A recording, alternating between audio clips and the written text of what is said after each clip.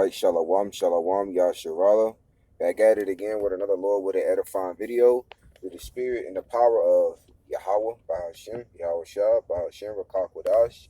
Before I go any further, I want to give all honor and all glory and all praises to our Heavenly Father and to His only begotten Son, Yahweh, Bahashem, Yahawashi, Bahashem, Rakakwadash. And next up, double honors to our apostles and other bishops of Great Millstone, who still go out there in the highways and hedges and feed us with the 100% truth according to the Bible and Ruel and Shalom, Labachorium, Wabarakium, Shoyashirala, which is peace and blessings to the elect of the nation of Israel and the Lashawan Kodash, the Hebrew tongue. And the name of this lesson is going to be called Lo Yahawashi will return, man. Soon. Okay? And this is according to the prophecies in the Bible, man. So I'm about to get into a couple of precepts, proving that Lord Yahawashi is returning very, very soon. How he's going to come back. This is the book of, I'm going to start off with the book of Revelation, chapter 1, verse 7. It says, "Behold, he cometh with clouds," and that he is referring to Yahawashi, who the word ignorantly calls Jesus Christ, right? And the clouds represents the so-called UFOs, which are the chariots. As a matter of fact, let me prove that.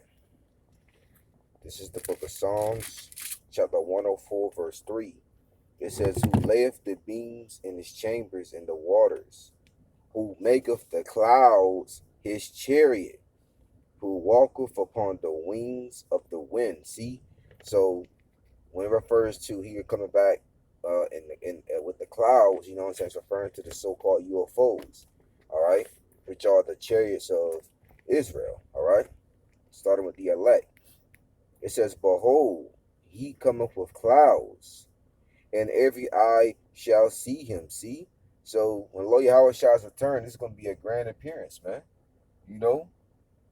Different people in different countries, they're going to have those news satellites, those news medias. They're going to be watching Lord Yahawashi returning, man, and kicking ass, man, because that's what he's coming to do, all right? As it is written, vengeance is his, wait ye upon me until the day that I rise up to the prey. And it says, and they also which pierced them was going into reincarnation, all right? Those two Edomite soldiers that pierced the Lord Yahawashi on the side while he was on the cross, they're going to see him return, all right? That's going into reincarnation because, there ain't nobody walking on the earth that's over 2,000 years old, you know what I'm saying, in the same flesh as they was back then. So this is going into reincarnation, which reincarnation literally means back in the flesh. And it says, and all kindreds of the earth shall wail because of him. Even so, Amon. See? So everybody's going to be shook, man, when Lord Yahawashi's return, because the scripture says that the day of the Lord shall come as a thief in the night, and also they know it's because they're being wicked. The 2/3 of our people who didn't want to get right, who didn't take heed to the servants, the prophets that the Lord sent out there. When Lord Yahawashi does make his appearance, man, it ain't gonna be a happy thing for them because they being wicked, man. But those that's been serving Yahweh Bashim Al-Shah to the best of their abilities, although it's going to still be fearful, but hey, we're going to pray to the Lord that he'll have mercy on us, all right? And then we know that we did his work. So now we're going to go from there to the book of Matthew. Let's see, chapter 24. Let's see. As a matter of fact, I'm going to skip around. This is the book of Matthew, chapter 24. I'm going to go to verse 3. Then I'm going to go to verse 30. It says, "And as he sat upon the Mount of Olives, the disciples came unto him privately," which means secretly, "saying, Tell us, what shall these things be? And what shall be the sign of thy coming and the end of the world?" See, so, they knew that Lord Yahawashi was going to come back a second time, and take this devil, the Edomites, the so-called white people, out of rule, So there was always hastening to the day when Lord Yahawashi returned and did his thing, man. That's what they was doing in the book of Acts, when Lord Yahawashi, after he was resurrected, man. They was like, are you going to restore this kingdom to Israel now? But it wasn't the time yet. you know. But we in the times where it's about to happen very, very soon. So I'm gonna go to verse 30. This is Matthew 24, verse 30. It says, immediately after the tribulation. Matter of fact, I started verse 29. Immediately after the tribulation of those days shall the sun be darkened, and the moon shall not give her light. Okay? And the stars shall fall from heaven, which is going into the ICBMs, is going into the missiles, right? And there's going to be so many missiles shot out, that it's going to blot out the sun. And it says that the moon shall not give her light, and the stars shall fall from heaven, and the powers of heaven shall be shaken. That's going to be when those ICBMs, man. Because the spirit of Yahawashi is going to be guiding those missiles, man. You know, verse 30, it says, here's the point. It says, and then shall appear the sign of the Son of Man in heaven. Okay, the Son of Man is another title for Yahawashi. All right, this is when he returns on that fathership. Okay, the biggest so-called UFO as well as the other ones.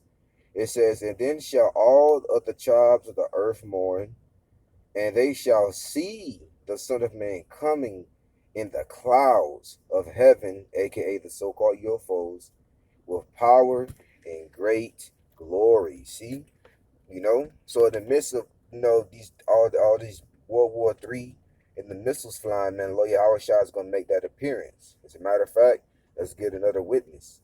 We saw that, as Lawyer Howard Shah prophesied about it. This is a prophet who actually saw it. Okay, this is the book of Second Ezra, chapter 13. Let's see. I'm gonna start at verse 3. It says, and I beheld, and lo, that man waxed strong with the thousands of heaven. See, this is a future prophecy right here. Lord Yahweh Shah's return, and the thousands of heavens represents the angels. And when he turned his countenance to look, all things trembled that were seen under him, which is going into those armies, man. You know, because they know that they got to fight Lord Yahweh Shah, man. Yeah, hey, and they know that time is up, man. You know, verse 4, it says, and whensoever the voice went out of his mouth, all they burned that heard his voice, as like as the earth faileth when it filleth the fire. See? So they're going to be disintegrated, man, by the laser beams, When those portals open up and then that concentrated fire comes out of it and starts zapping these people to powder, this is, was written before it happened, and that's a brutal judgment right there, you know? Verse 5, it says, and after this I beheld, and lo, there was gathered together a great multitude of men out of number, which is going into those military troops, those armies, right, of the different countries. It says, and from the four winds of the heaven to subdue the man that came out of the sea. The sea represents the sky, and subdue is pretty much to come fight against the Lord Yahweh Shah. Okay? It says, and I beheld, and lo, it says, he had graved himself a great mountain and flew upon it. See? So that's how the so-called fathership was looking like, man. And that word grave means to cut. So it was like he cut a slice of a mountain and started standing on it, started riding on it. Verse 7, it says, and I was seen, but I would have seen the regional place where out the hill was graven, and I could not. That's how big, what I'm saying, the fathership, the one Lord Howard Shah is going to be centered on. That's how it's going, it's going to be, It says, and after this I beheld, and lo, all they which were gathered together to subdue him were so afraid, and yes, there's fight. See, because he's going to harden their hearts, man. Like, listen, man, we're going to have to do something about this. Although, we know who it is, but we still got to fight against them, man. Because the spirit of Yahweh Shema Shah is going to make him do that, just like as he did with Pharaoh. Okay? The Lord had to harden Pharaoh's heart in order for him to, fulfill the prophecy. All right? You know? So, My if I read two more. It says, and lo, as he saw the violence of the multitude during World War III that came, he neither lifted up his hand, nor held sword, nor any instrument of war. See? So because taking them down is gonna be effortless. The Lord don't need no weapon like Esau does, man. Okay? Because this is where it's gonna be. Verse 10, it says, but only I saw that went out of his mouth as it had been a blast of fire, and out of his lips a flaming breath, and out of his tongue he cast out sparks and tempests. This is going into the laser beams, man. You know, which is that blast of fire, man, zapping the people into powder, disintegrating them, man. Okay? And as a matter of fact, I'll read verse 11. It says, and they were all mixed together, the blast of fire, the flaming breath, and the great tempest, and fell with violence. See, because that's how this place is going to go down as well when you read Revelation 18 and 21. Thus with violence shall that great city Babylon be destroyed. And who's going to do that? Yahawashi.